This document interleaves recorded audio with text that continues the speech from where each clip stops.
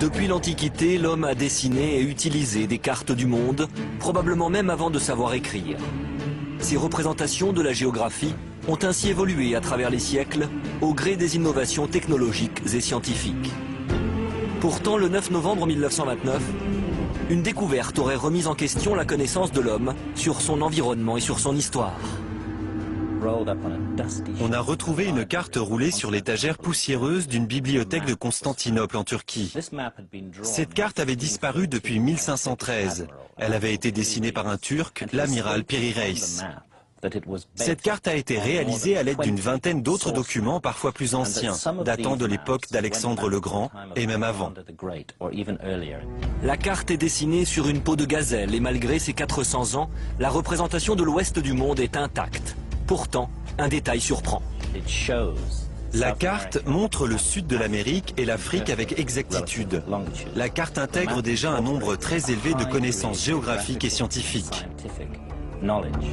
Les positions géographiques sont effectivement parfaites, à un détail près. Selon les historiens, aucune carte ne pouvait intégrer les longitudes avant la fin du XVIIIe siècle.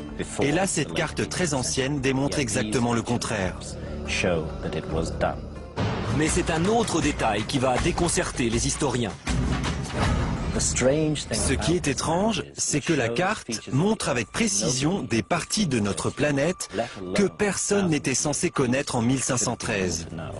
Elle indique l'Antarctique. L'Antarctique au pôle sud. Comment expliquer que le continent ait été représenté sur cette carte à cette époque, alors que sa découverte ne date que de 1820? Et ce n'est pas tout. Peut-être que le mystère le plus incroyable, c'est que la carte montre la péninsule antarctique, non pas telle que nous la connaissons aujourd'hui, c'est-à-dire recouverte de glace, mais sans glace. Or, nous ne sommes en mesure d'affirmer que l'Antarctique était dépourvue de glace que depuis 1958.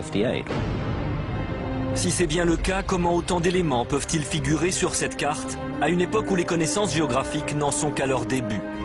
Plus récemment, on a comparé la carte à des vues de l'espace prises par satellite. Une fois encore, la correspondance est troublante. La carte aurait-elle pu être établie du ciel? Et si cela était l'œuvre d'une entité supérieure?